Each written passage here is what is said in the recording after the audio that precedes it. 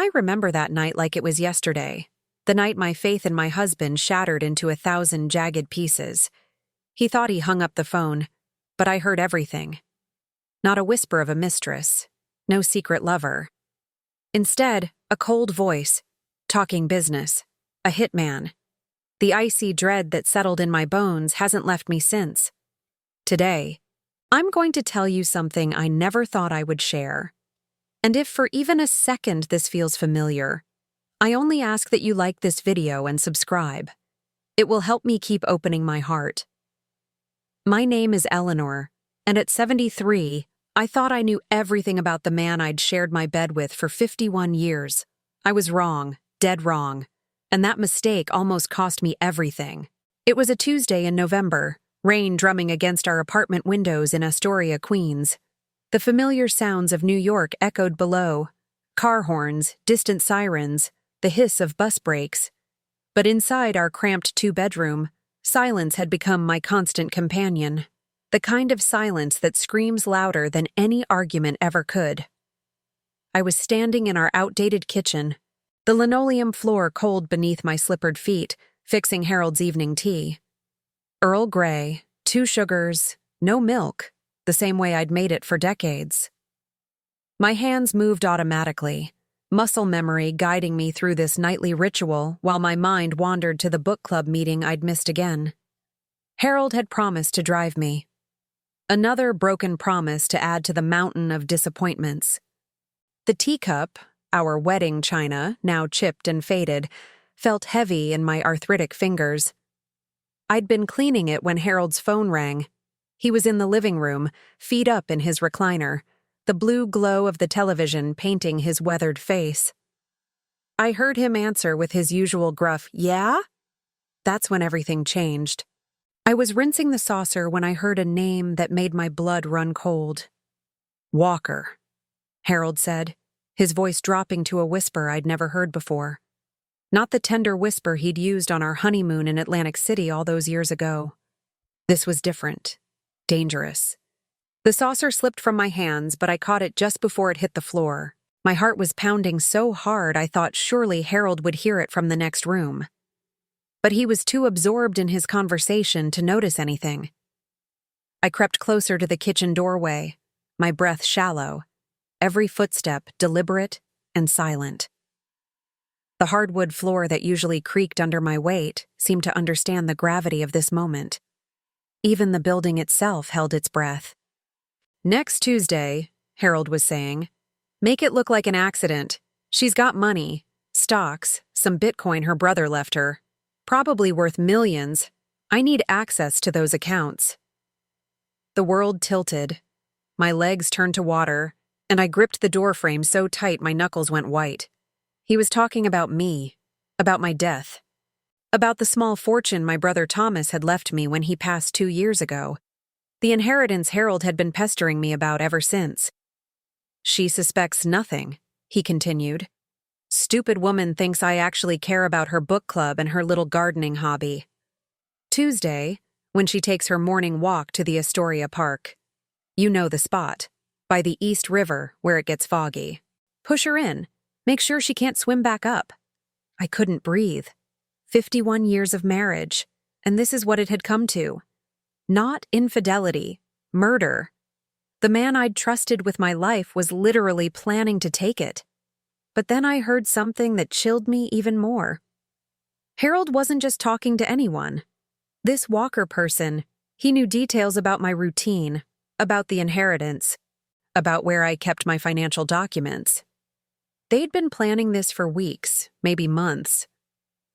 "The kids don't know anything," Harold said. "Michael thinks his old man is just trying to get Mom to be more social. My daughter Sarah believes her mother's getting senile. They won't question an accidental drowning. My children, my own children, had been unknowing accomplices in their father's plan to kill their mother." I backed away from the doorway on trembling legs, my heart hammering against my ribs. In the kitchen, I gripped the counter and tried to make sense of what I'd just heard. The man who'd promised to love and cherish me until death do us part was actively working to ensure that death came sooner rather than later. The conversation continued for another 15 minutes. I listened to Harold discuss payment, $50,000 from my own accounts to pay for my murder. The bitter irony wasn't lost on me. He was going to use my money to have me killed so he could inherit the rest of it. When Harold finally hung up, I heard his heavy footsteps heading toward the kitchen. In a panic, I grabbed a dish towel and began wiping down the already clean counter, trying to look normal, trying to hide the terror that was surely written across my face. "Tea ready yet?" he asked, his voice casual, as if he hadn't just spent 20 minutes planning my death. "Almost," I managed to whisper, my voice hoarse with unshed tears. He came up behind me, and I flinched when his hands touched my shoulders. Hands that had once comforted me now felt like instruments of death. "You okay, Ellie? You seem jumpy." "Just tired," I lied, forcing myself not to pull away. "Long day." He grunted and returned to his chair, leaving me alone with the devastating knowledge that would change everything. I finished making his tea with shaking hands, set it on the TV tray beside him, and excused myself to the bedroom. That night, I lay awake staring at the ceiling, listening to Harold's peaceful snoring beside me. How could he sleep so soundly after planning my murder? How had I been so blind to the monster I'd been sharing my life with? I thought about our early years, when love felt real and possibilities seemed endless. Harold had been different then, attentive, kind, full of dreams about the life we'd build together. We'd scraped and saved to buy this little apartment, worked side jobs to make ends meet, supported each other through thick and thin, or so I'd thought. Now, lying in the dark with the weight of his betrayal crushing my chest, I realized I'd been living a lie for decades. The signs had been there. I'd just been too faithful, too trusting to see them. The way he'd pushed me to get my brother's inheritance transferred into joint accounts. His sudden interest in my daily routines after years of ignoring them. The life insurance policy he'd insisted we update last month, doubling my coverage while reducing his own. The casual questions about whether I'd told anyone about my morning walks to the park. Everything made horrible sense now. But what could I do? Who would believe a 73-year-old woman claiming her husband was planning to murder her?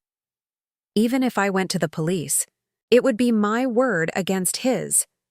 I had no proof, no recording, nothing but the terrifying conversation I'd accidentally overheard.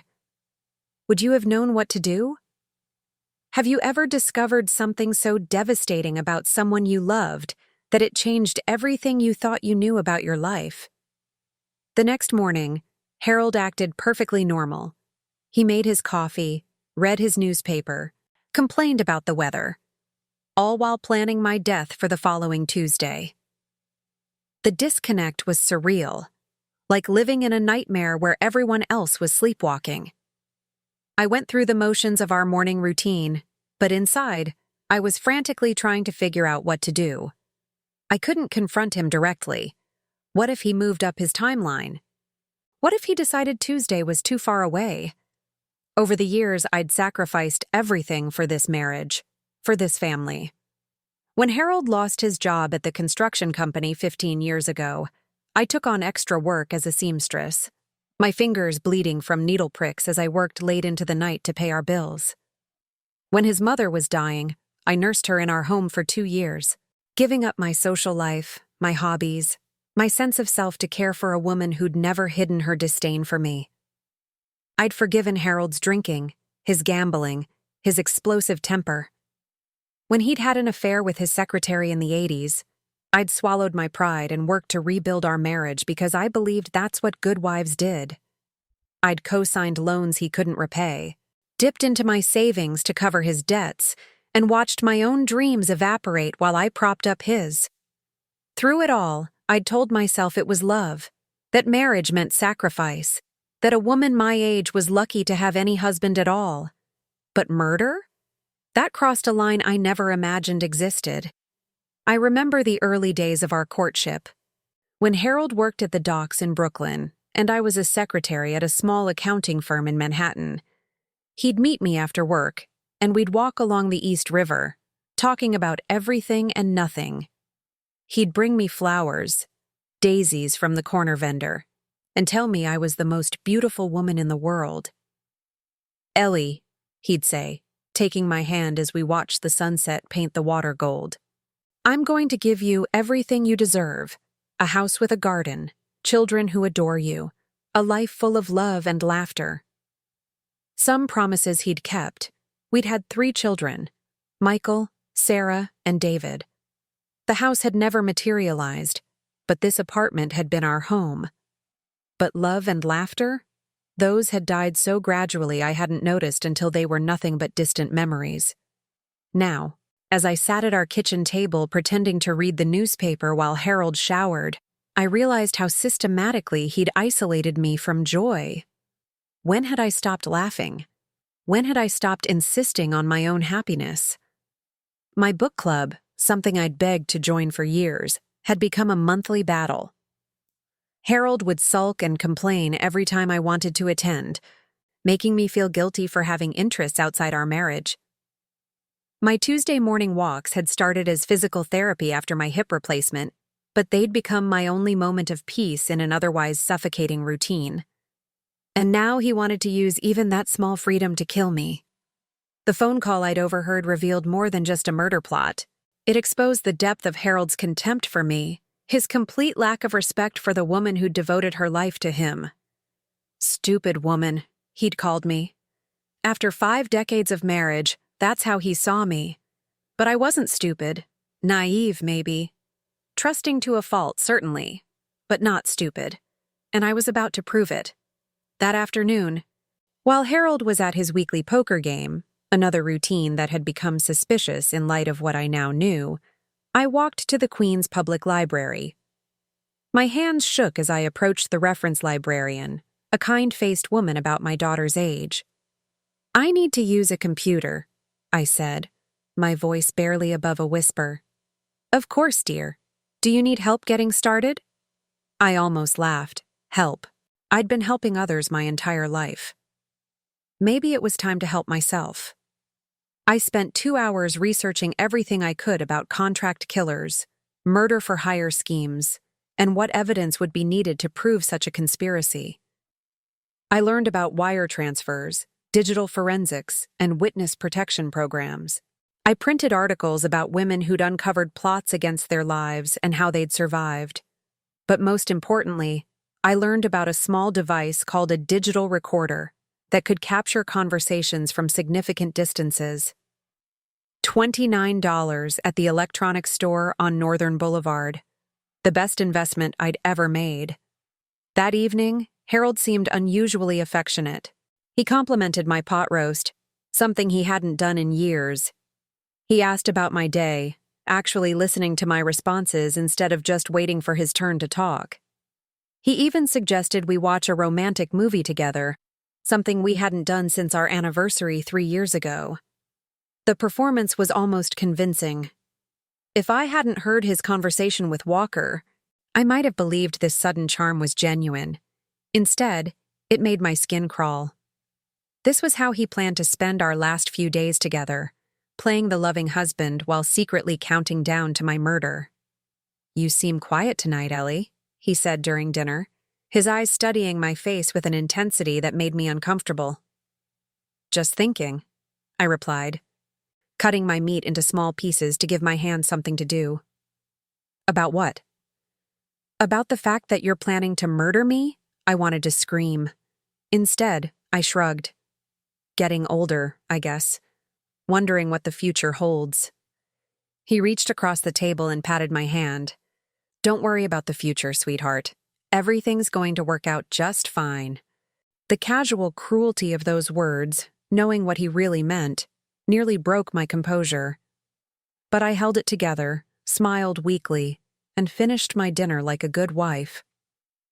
After he went to bed, I sat in our living room with the lights off, staring out at the city lights and trying to make sense of my life. 51 years with a man who saw me as nothing more than an obstacle to wealth. How had I been so wrong about everything? I thought about my children, all grown now with families of their own. Michael lived in Long Island with his wife Janet and their twin boys. Sarah had moved to New Jersey after college and rarely visited. David, our youngest, was stationed in Germany with the army, worlds away from this nightmare. Would they mourn me if Harold's plan succeeded? Or would they simply accept his version of events? That their clumsy, aging mother had accidentally fallen into the East River during her morning walk. The inheritance that had made me a target had come from my brother Thomas, who'd invested wisely in technology stocks and cryptocurrency before his death. $2.3 million that I'd naively shared with Harold, thinking it was our money now, our security for old age. Instead, it had painted a bullseye on my back. But Thomas had been smart about more than just investments. He'd structured the inheritance with specific provisions that Harold didn't know about. The money could only be accessed with my signature, my thumbprint, my physical presence at the bank. If I died, it wouldn't automatically transfer to Harold as community property.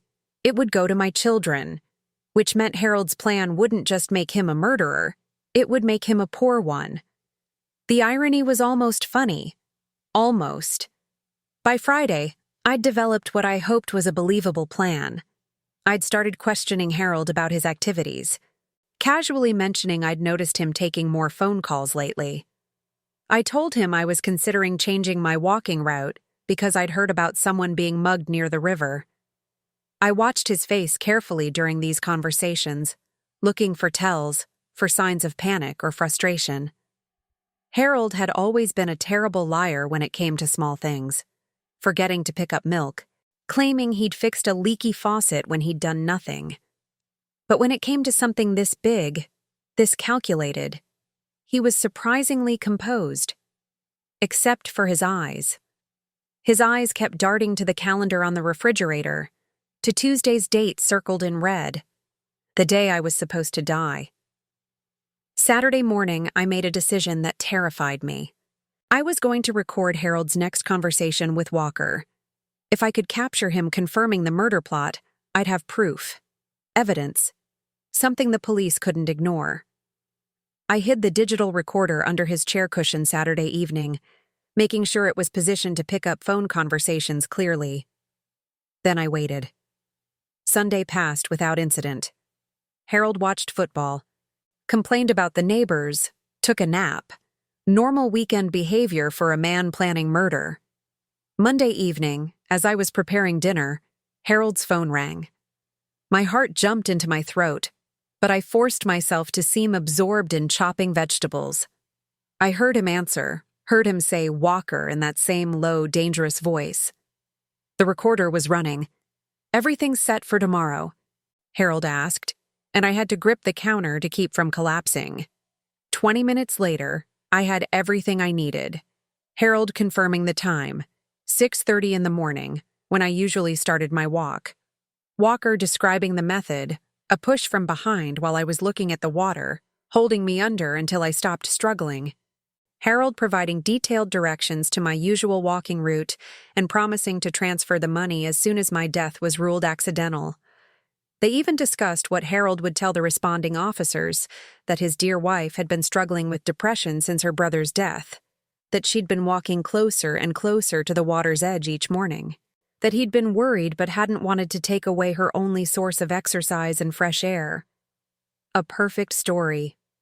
Rehearsed and believable. When Harold hung up and headed to the bathroom, I retrieved the recorder with shaking hands. The small device contained enough evidence to send both men to prison for the rest of their lives.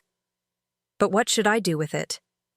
That night, I lay in bed listening to Harold's breathing and wrestling with possibilities. I could go to the police, but would they act quickly enough? It was already Monday night. The murder was planned for Tuesday morning. What if they didn't believe me? What if they needed time to verify the recording? What if Harold suspected something and changed his plans? I could run, but where would I go? I was 73 years old with arthritis and a bad hip. I had no family nearby, no close friends outside our shared social circle. Harold controlled most of our finances, and while I had access to my inheritance, Using it would leave a digital trail he could easily follow.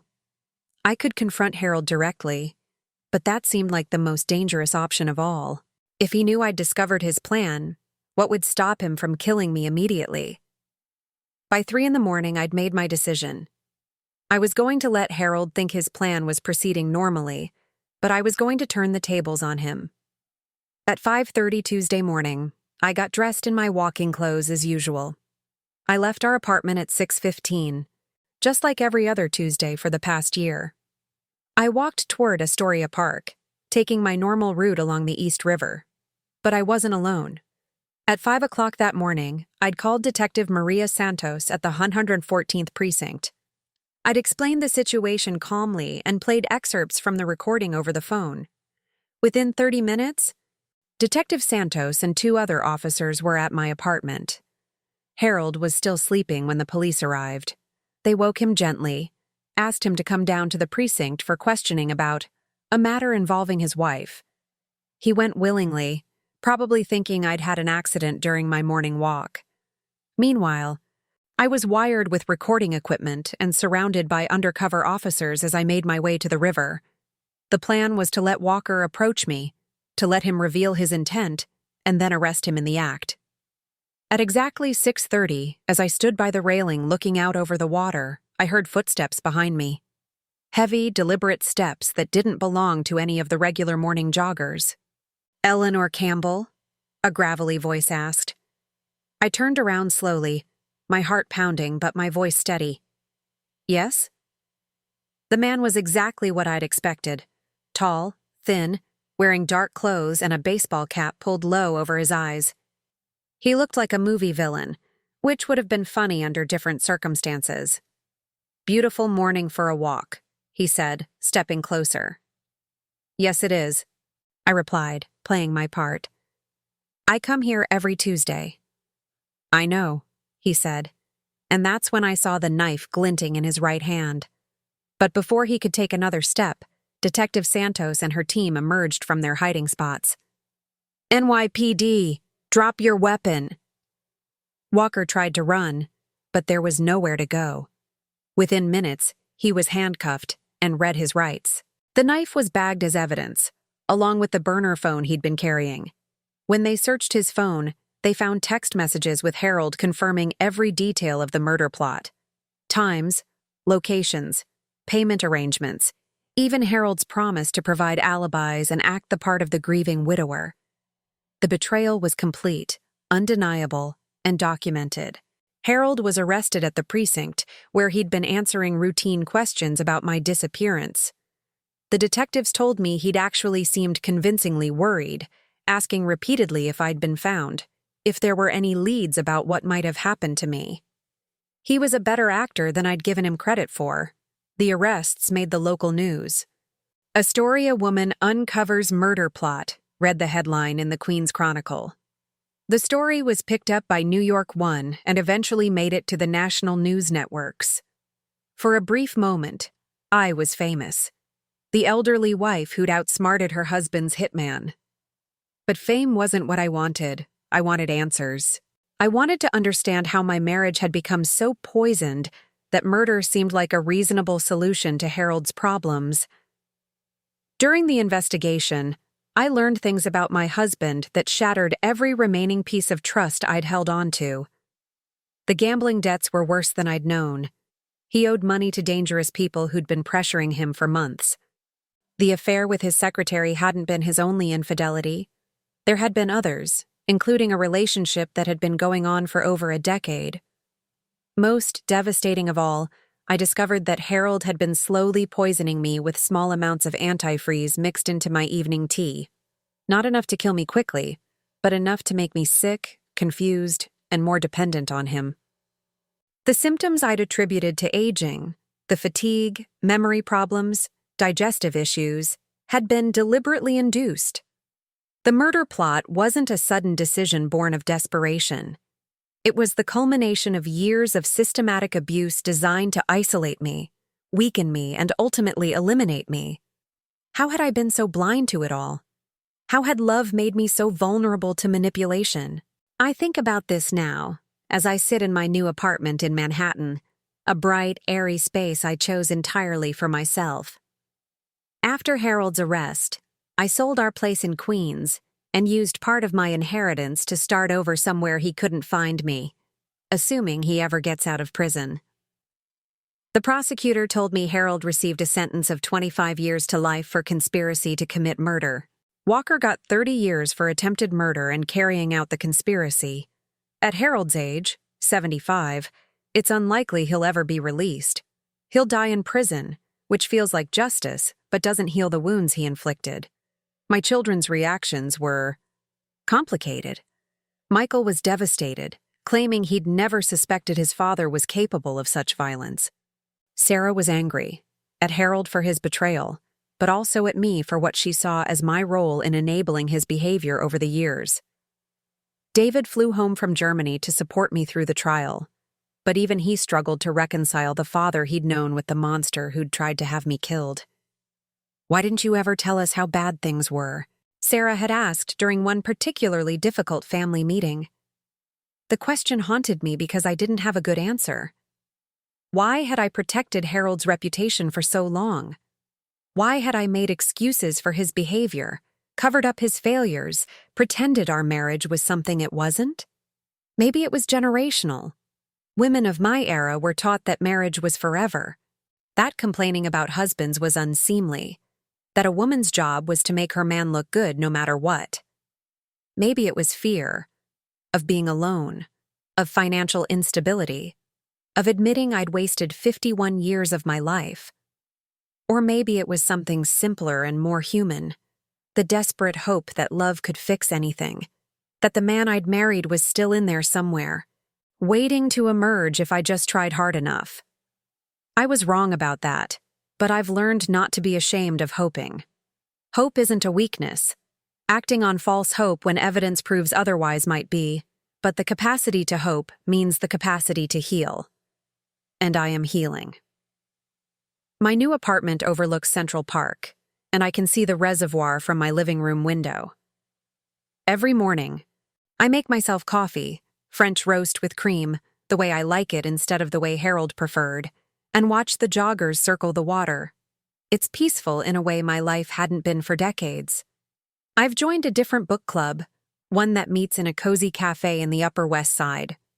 We're currently reading The 7 Husbands of Evelyn Hugo, and the discussions about love, ambition, and survival feel particularly relevant to my new reality. These women, most of them around my age, don't judge me for staying in an abusive marriage for so long. Several have similar stories of discovering their husbands' hidden lives later in life. Ruth, my former neighbor from Queens, visits every few weeks. She was the one who encouraged me to trust my instincts about Harold's behavior, who helped me research private investigators and divorce attorneys before I discovered the murder plot. She's become one of my closest friends, and our conversations about resilience and reinvention have helped me understand that starting over at 73 isn't pathetic. It's brave. I've also started seeing a therapist, Dr. Jennifer Kim, who specializes in helping older adults process trauma and rebuild their sense of self. Our sessions have helped me understand the gradual erosion of boundaries that made Harold's abuse possible, and more importantly, how to rebuild those boundaries moving forward. "You survived, Doctor." Kim reminded me during one particularly difficult session where I was berating myself for being stupid enough to miss the signs. "You not only survived, you fought back. You gathered evidence, you contacted police, you saved your own life. That's not the behavior of a stupid or weak woman." She's right. But some days it's hard to remember that. Some days, the shame of having been deceived for so long overwhelms the pride I should feel in having escaped. The financial investigation revealed that Harold had been siphoning money from our joint accounts for years, funding his gambling and his other relationships while I lived frugally to stretch our budget. The Bitcoin and stock investments from my brother's inheritance had been untouched only because Harold couldn't access them without my physical presence at the bank. Ironically, his attempt to murder me for that money resulted in his losing everything. The courts froze all marital assets pending the criminal proceedings. And since Harold was convicted of attempting to kill me for financial gain, I was awarded everything in the divorce settlement: the apartment in Queens, his pension, even the small savings account I didn't know existed. All of it became mine. But money can't heal the deeper wounds. It can't restore the decades I spent walking on eggshells, can't give me back the dreams I abandoned to prop up a man who saw me as an obstacle to overcome rather than a partner to cherish. What it can do is provide security and freedom to rebuild, and that's exactly what I'm doing. 6 months after Harold's sentencing, I took my first vacation in over 20 years. I flew to Ireland, a trip I'd wanted to make since I was young, but which Harold had always dismissed as a waste of money. I spent 2 weeks exploring Dublin, kissing the Blarney Stone, listening to traditional music in cozy pubs, and marveling at landscapes so green they seemed painted by fairy tales. I traveled alone, but I wasn't lonely. For the first time in decades, solitude felt like a choice rather than an abandonment. I could eat when I wanted, sleep as late as I liked, spend hours in museums without anyone sighing impatiently or checking their watch. I could start conversations with strangers without worrying about Harold's disapproval or his embarrassing interjections. On my last night in Dublin, I sat in a restaurant overlooking the River Liffey and raised a glass of wine to myself. "To Eleanor," I whispered, "who survived and is learning to thrive." The other diners probably thought I was talking to someone on the phone, but I was having a conversation that was 50 years overdue, acknowledging my own worth, celebrating my own courage, forgiving myself for the mistakes that had brought me to this point. When I returned to New York, I made a decision that surprised even me. I started dating. Not seriously, and not with any intention of remarrying. But I joined a senior singles group that meets monthly for dinner and cultural events. I've been to the opera with a retired professor named Frank, shared afternoon tea with a widower named George who makes me laugh until my sides ache, and had long walks through Central Park with Maria, a woman whose husband left her for a younger woman after 43 years of marriage. These relationships, friendships really, have shown me what healthy interactions look like: mutual respect, genuine interest in each other's thoughts and experiences, kindness without conditions. Basic human decency that I'd forgotten was supposed to be the foundation of any relationship. Do I miss being married? Sometimes.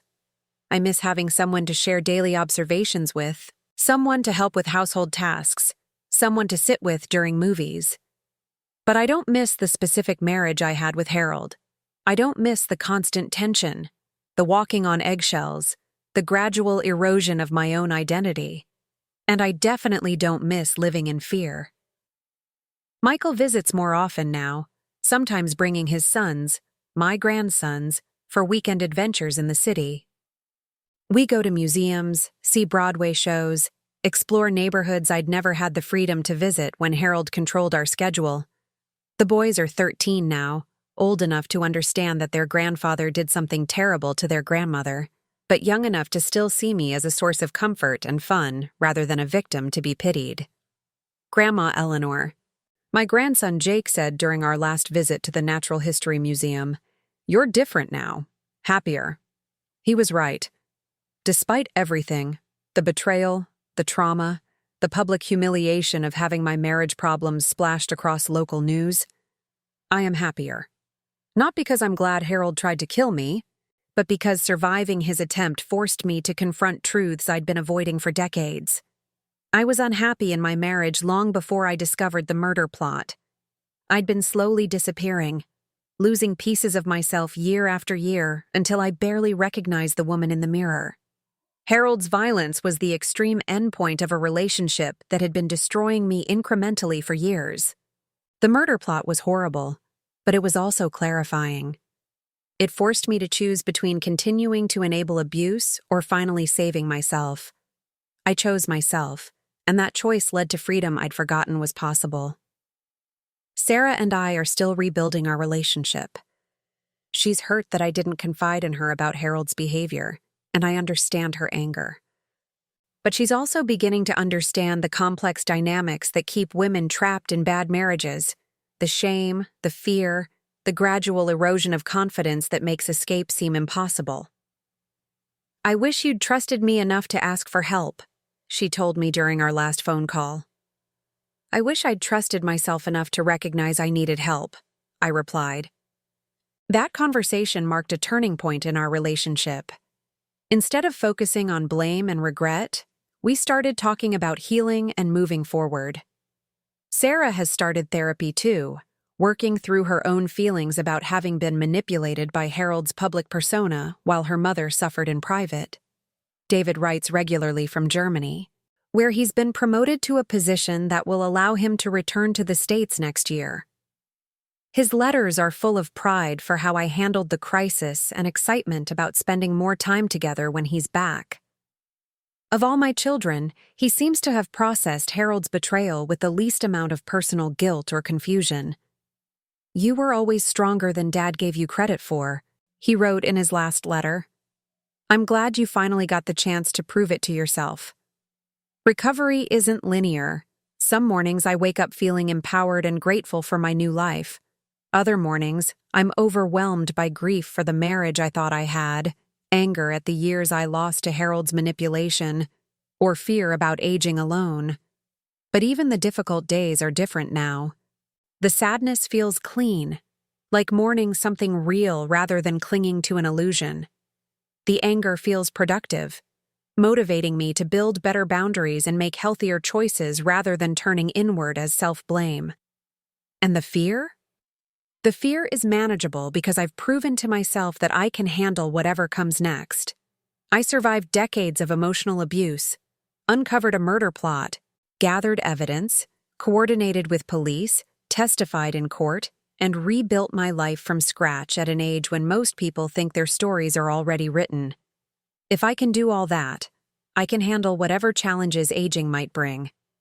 I've started volunteering at a shelter for women escaping domestic violence, sharing my story with women who think it's too late to leave, too dangerous to try, too complicated to start over. Many of them are much younger than I am, but age doesn't protect anyone from abuse. It just makes the barriers to leaving feel higher. "You have to understand," I tell them, "leaving an abuser isn't just about having somewhere else to go. It's about remembering who you were before they convinced you that you were nothing without them." These conversations have taught me as much as they've hopefully helped the women I'm trying to support. They've reminded me that survival isn't just about escaping danger. It's about reclaiming joy, rediscovering creativity, rebuilding connection with people who value you for who you are rather than what you can provide. I'm still learning these lessons. At 74, I'm relearning how to make decisions based on my own preferences rather than someone else's approval. I'm rediscovering interests I'd abandoned decades ago: painting, gardening, cooking for pleasure rather than obligation. Last month, I signed up for a watercolor class at the local community center. I haven't painted since high school. When art felt like an impractical luxury I couldn't afford to pursue. Now, with financial security and no one to answer to but myself, I can afford to pursue anything that brings me joy. My first painting was terrible. A lopsided landscape with muddy colors and no sense of perspective. But it was mine. I chose the subject, mixed the colors, made every brushstroke according to my own vision rather than someone else's expectations. I hung that awful painting in my bedroom, right where I can see it every morning when I wake up.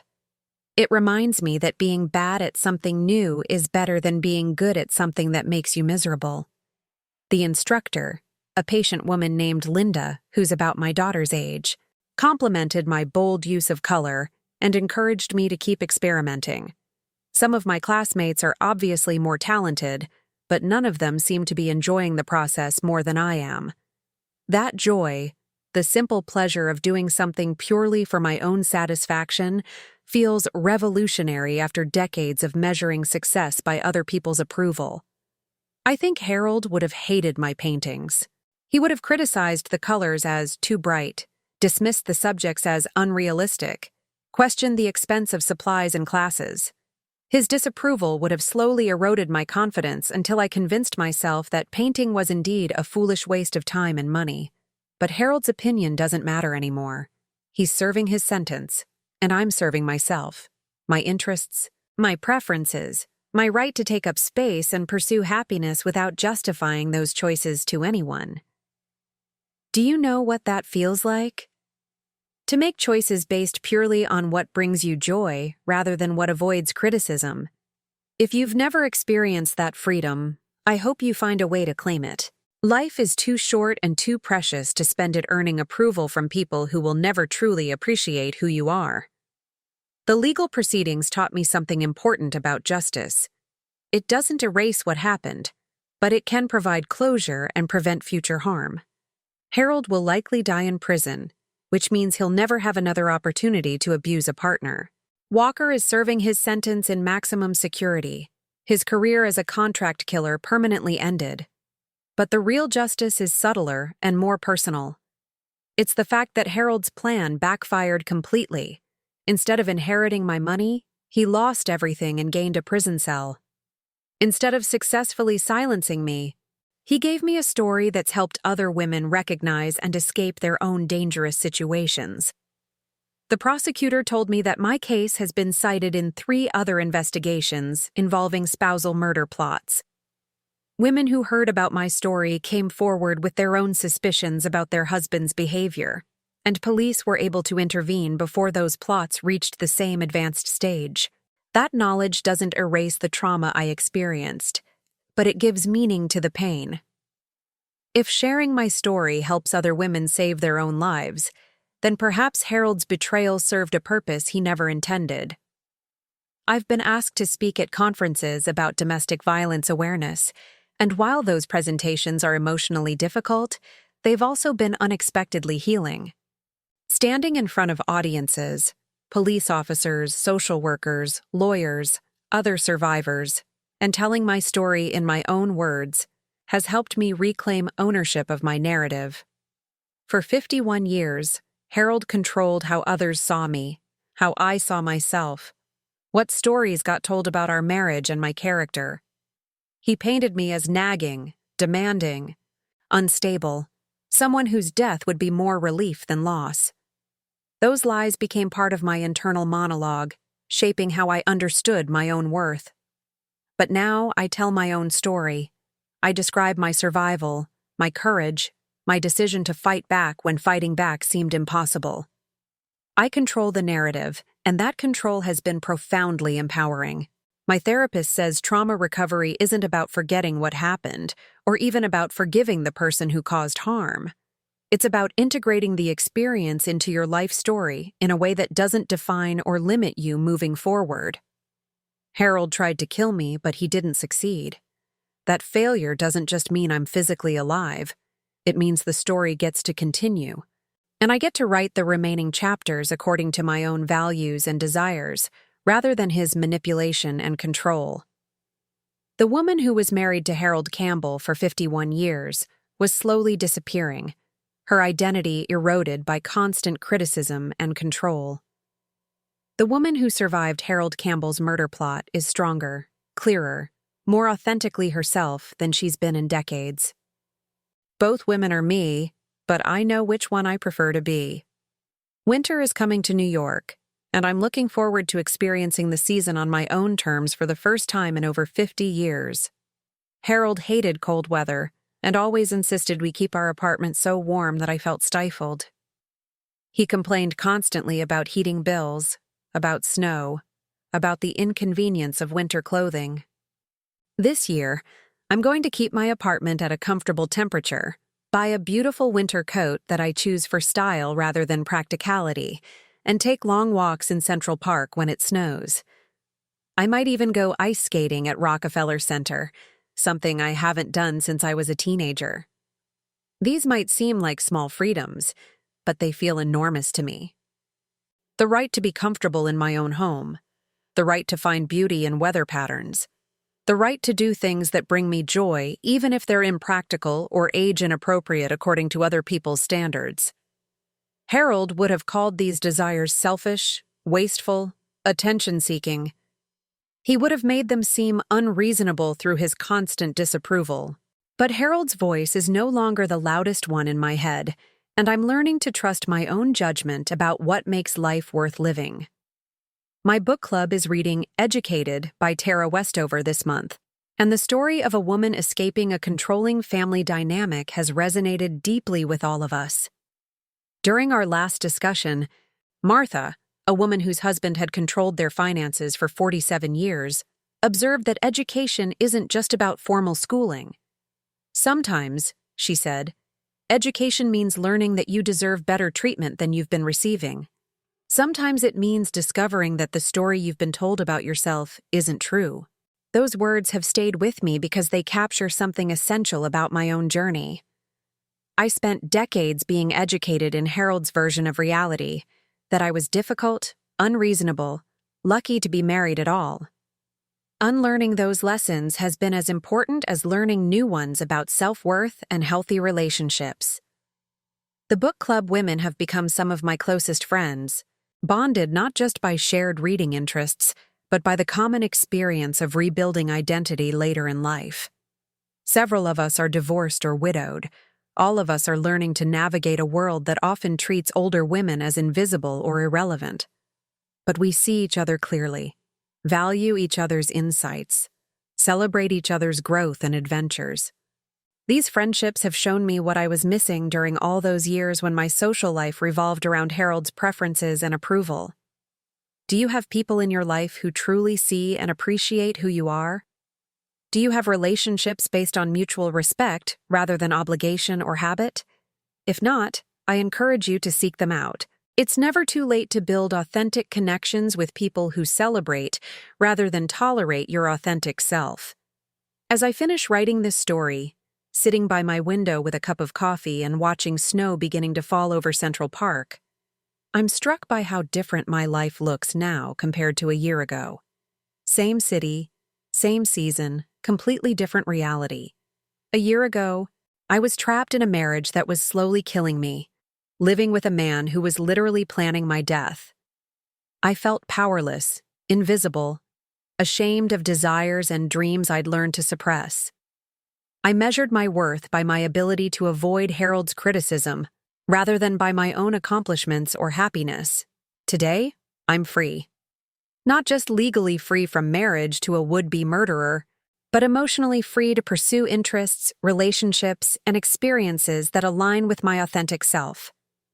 I'm visible to friends who value my opinions, confident in my ability to make good decisions, proud of the courage I've shown in rebuilding my life.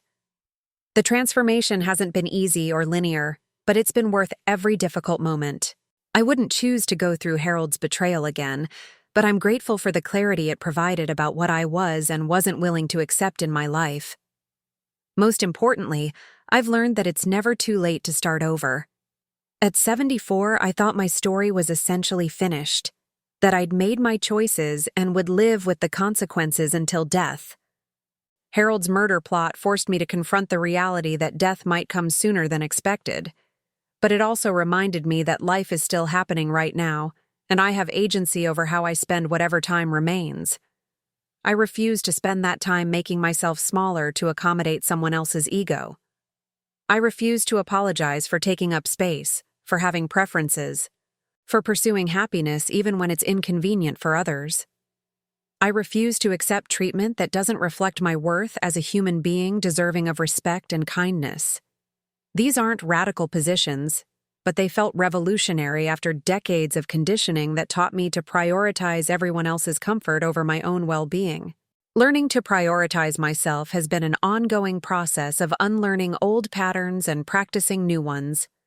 Some days I still catch myself apologizing for things that don't require apologies, or considering someone else's potential reaction before expressing my own opinion. But those moments are becoming less frequent, and I'm getting better at correcting course when I notice them happening. Recovery is an active process, not a destination.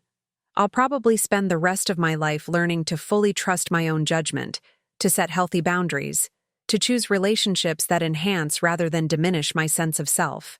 But that work feels meaningful in a way that my old life of accommodation and people-pleasing never did. If you're reading this story and recognizing elements of your own experience, the gradual erosion of identity, the feeling of walking on eggshells, the sense that you're not living your own life, please know that it's not too late to make different choices.